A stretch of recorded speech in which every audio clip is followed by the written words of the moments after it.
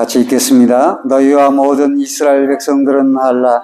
너희가 십자가에 못 박히고 하나님이 죽은 자 가운데서 살리신 나사렛 예수 그리스도의 이름으로 이 사람이 건강하게 되어 너희 앞에 섰느니라. 이 예수는 너희 권주작들의 머린 돌서 집 모퉁이의 머릿돌이 되었느니라.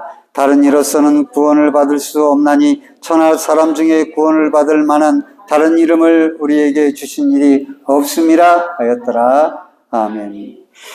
사실 저도 어릴 때, 중학교 때 교회를 다닐 때 부활에 대해서는 그렇게 큰 마음이 닿지를 않았습니다.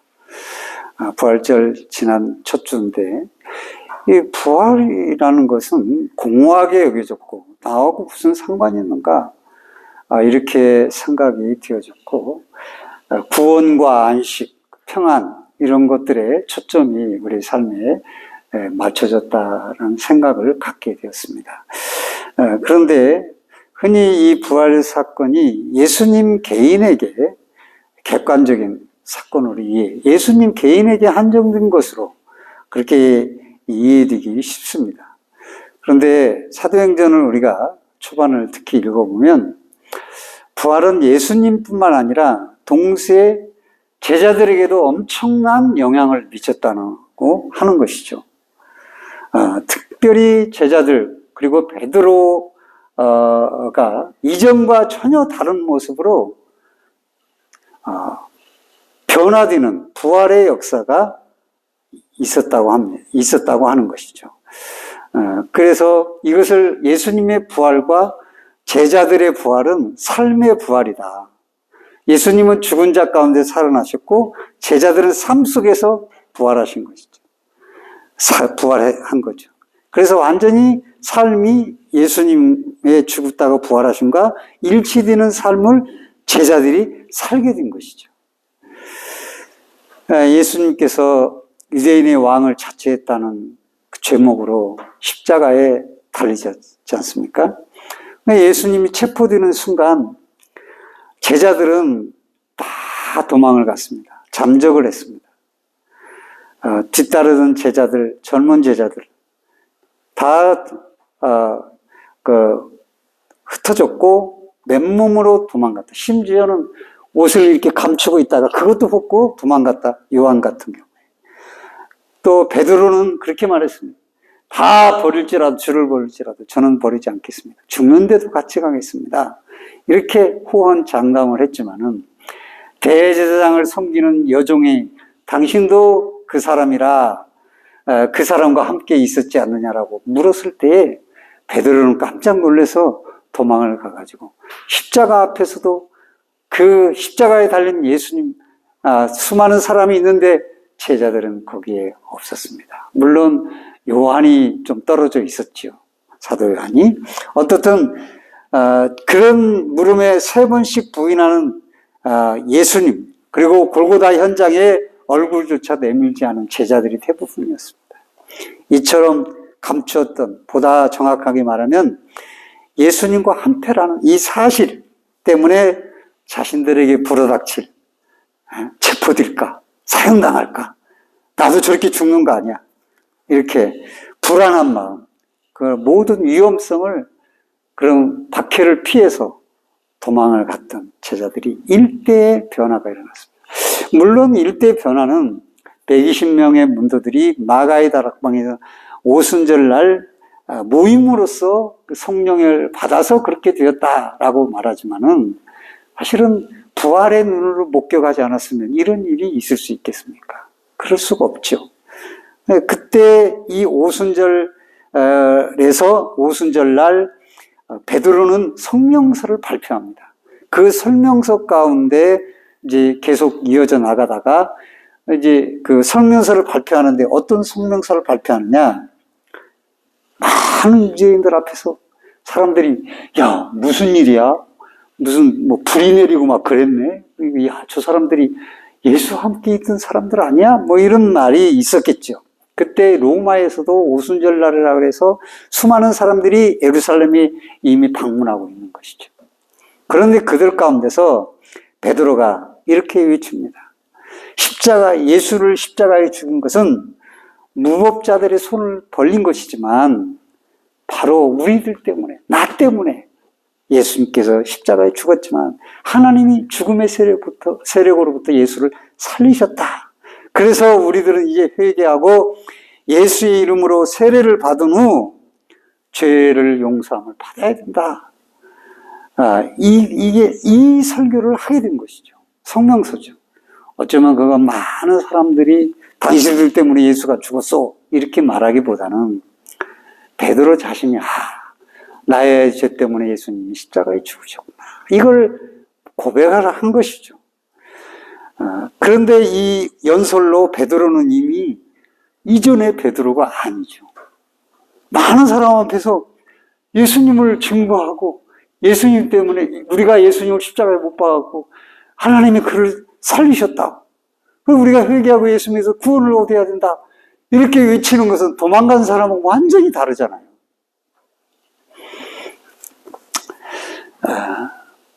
또 그 후에 한 사건에서 현저하게 드러납니다. 바로 4장에서 시작되는 것이죠. 그 변화는 뭡니까? 베드로와 요한이 성전문 앞에서 구걸하는 나면서 안진뱅이 된 사람을 예수의 이름으로 일으킵니다. 예수의 이름 말하지 마. 우리 잡히면 어떡해. 이럴 수 있잖아요. 근데 예수의 이름으로 나는 은과 금은 내게 없거니와 네가 달라는 은과 금은 없어. 빵도 없어. 그렇지만 예수의 이름으로 너를 일으킨다. 일으켰잖아요. 이 사건은 사람들을 놀라게 했습니다. 그래가지고 유대인의 왕을 사칭한 반역죄로 십자가에 처해진 예수의 이름으로 행해졌다라는 거. 그게 놀라운 일이죠. 청중들이 베드로와 요한을 둘러쌉니다. 청중들에게 말합니다.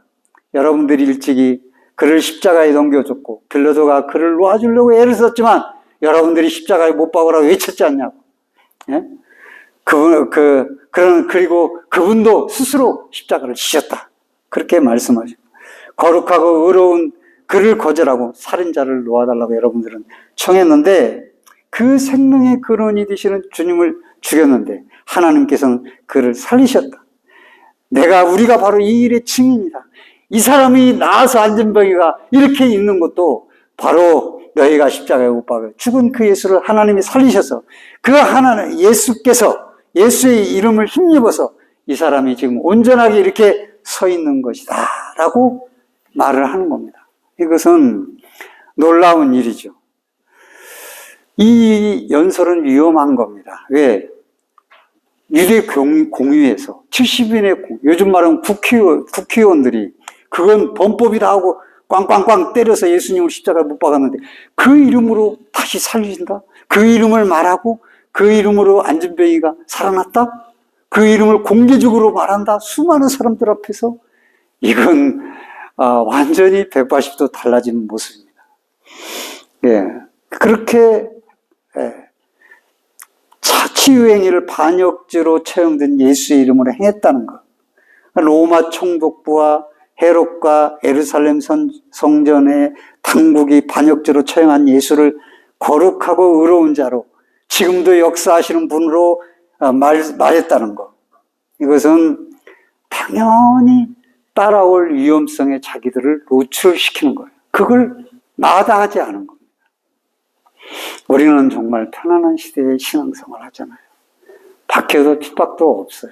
그러니까 신앙이 어떻게 보면 매우 이렇게 온실 속의 화초처럼 흔들리고 조그만 일에도 사람들이 상처받고 여기 오다가 차에서 커피 흘렸어 몸에 길도 오기 험하고 나 교회 안 가. 막 이런 식으로 사람들이 굉장히 뭐라 그럴까 조그만 일에도 감정이 상하고 조그만 일에도 이렇게 뒤바뀌고 하는 그렇게 신앙이 이렇게 힘이 없는 신앙으로 변해버려요. 된 것이죠. 근데 박해 속에서 그 믿음을 지킨 사람들은 웬만한 일에는 흔들리지 않고 자기들의 믿음을 지키는 것이죠. 그래서 편안한 때의 신앙생활을 잘 할 수 있는 것 같지만은 오히려 진주처럼 그 모습이 드러나지 못하는 경우가 많이 봐요. 그리고 그 평안할 때 오히려 더 많은 사람들이 신앙을 버리는 경우를 많이 봅니다.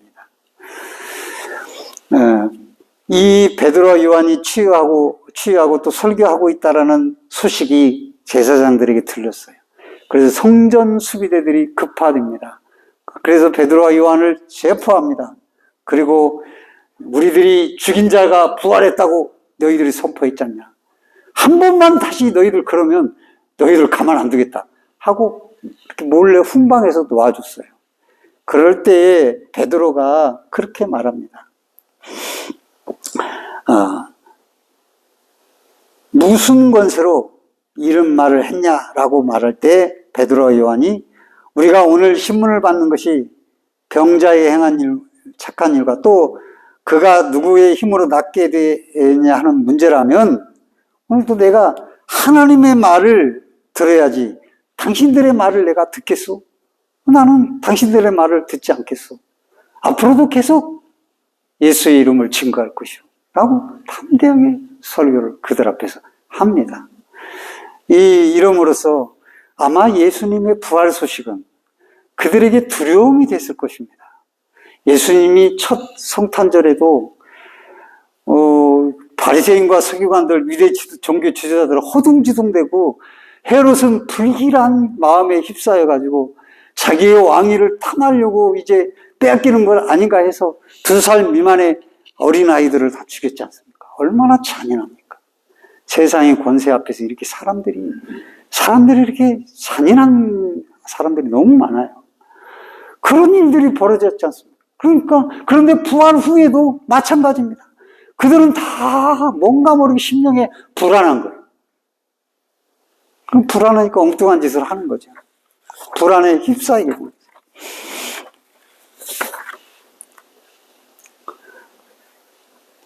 그래서 그런 가운데 베드로는 예수를 죽인 것은 바로 예루살렘 성전의 제사장들이요.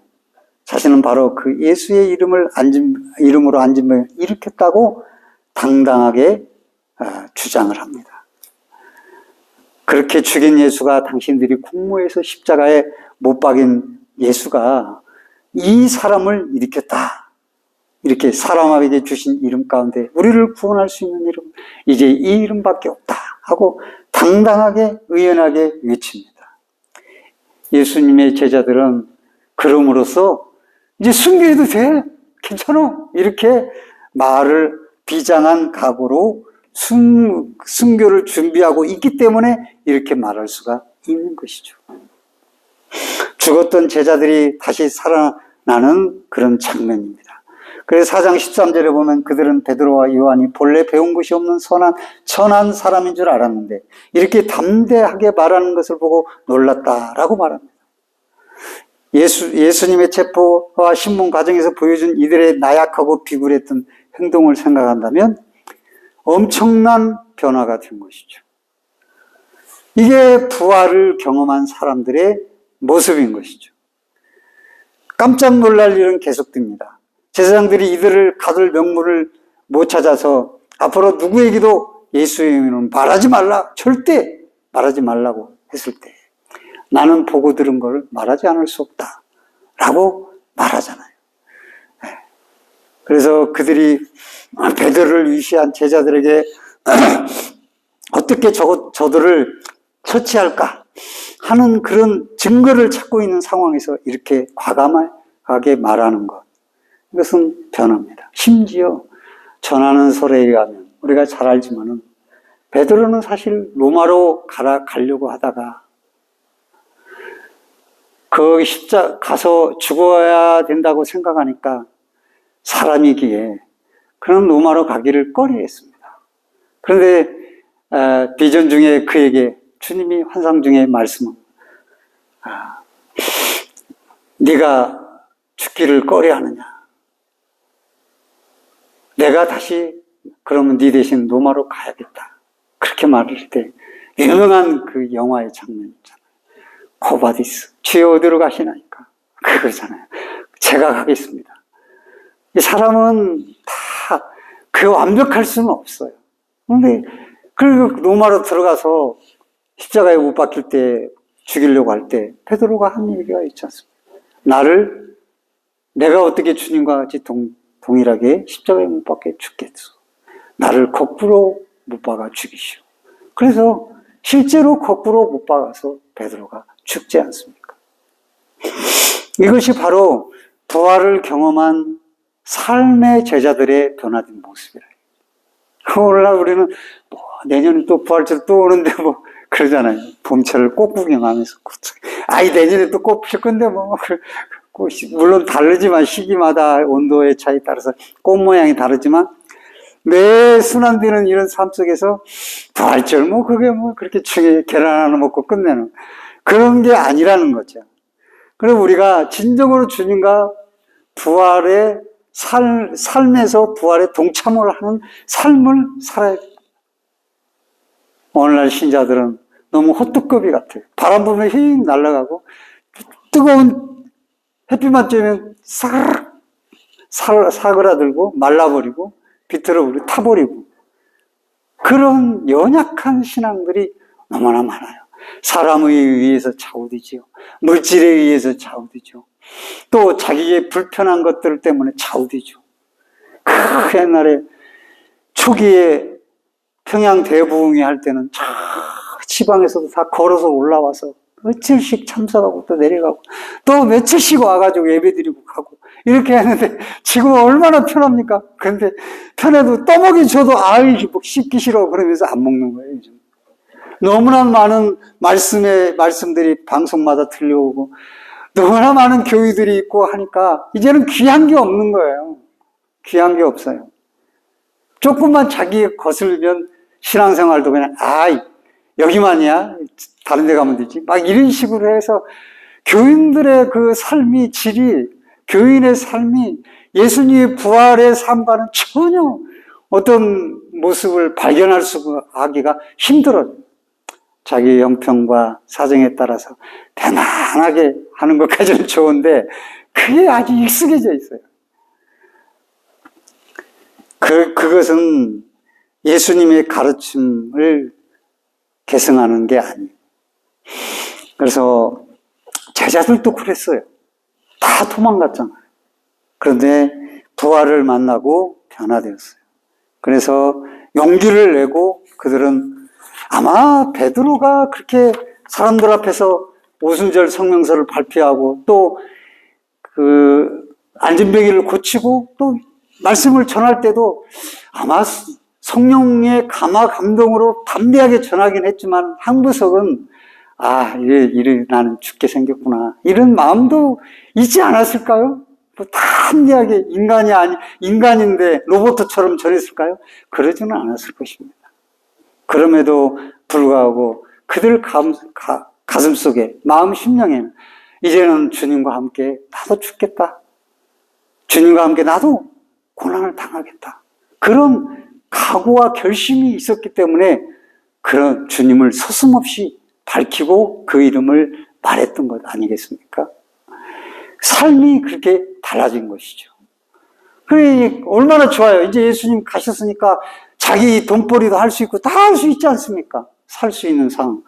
그런데 그렇게 살지 아니하고 내가 주를 증거하다 살아야지 하고 끝까지 그 일을 감당하고 심지어 죽음이 눈에 보이는데도 그 길을 가는 제자들의 모습. 그게 바로 십자가에 죽으신 다음 부활하신 예수님의 모습과 같지 않습니다. 그래서 저는 제목을 예수의 부활과 제자들의 부활과 우리의 부활이라고. 제자들도 그렇게 삶 속에서 부활한 것처럼 나도 부활을 해야 되는 삶을 살아야 된다. 그런 예수의 가르침과 삶뿐만 아니라 죽음조차도 나눌 준비가 되어 있는 위대한 제자들이었습니다. 그러나 막상 예수의 십자가의 처형에 직면한 베드로는 더 이상 제자일 수 없었죠. 예수의 죽음을 나눌 자세는 되어 있었지만 실제로 죽음을 나눌 용기는 없었습니다. 그는 예수가 어떤 분일지 알고 그분의 가르침과 삶이 옳다는 것도 알고 있지만 죽을 용기는 없었던 베드로. 이제 그 용기가 생겼고 죽을 각오도 생겼습니다. 그것은 예수의 부활 때문에 그렇습니다. 말씀을 맺으면서 예수님의 부활은 제자들의 부활이었습니다. 우리 자신이 예수님과 동행하는 삶을 사는 것, 그리스도인이라고 말할 수 있는 것, 이것은 부활하신 예수님을 만난 제자들의 삶을 같이 하는 때에 이 그리스도인이라는 그 단어가 이해가 될 수가 있는 것이죠. 그리스도인은 예수 안에 있는 나이고 내 안에 있는 예수님이 되어야 되는 거죠. 베드로가 그랬듯이 비겁하여서 가르침과 삶과 죽음에 동참하지 못하고 자기가 어려움을 당하고 조금 핍박당할 것 같으면 싹 회피하는 그런 비겁한 자들이 아닌 위험에도 핍박에도 목숨에도 굴하지 않으면서 행동하는 사람, 그런 사람들이 부활을 경험한 사람들의 전반적인 모습이었다라고 하는 것입니다.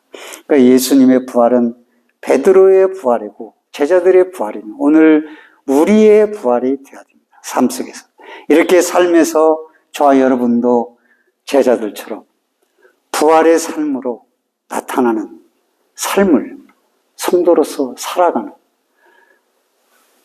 부활절 예수님의 부활을 믿는 순간부터 부활의 역사가 내 삶에서 계속 나타나서 어떠한 상황에서도 자기 믿음을 굳게 지킬 수 있는 그런 성도, 그것이 진정한 부활의 성도 아니겠습니까? 이런 성도의 삶이 저와 여러분에게 있기를 주님의 이름으로 간절히 축원드립니다.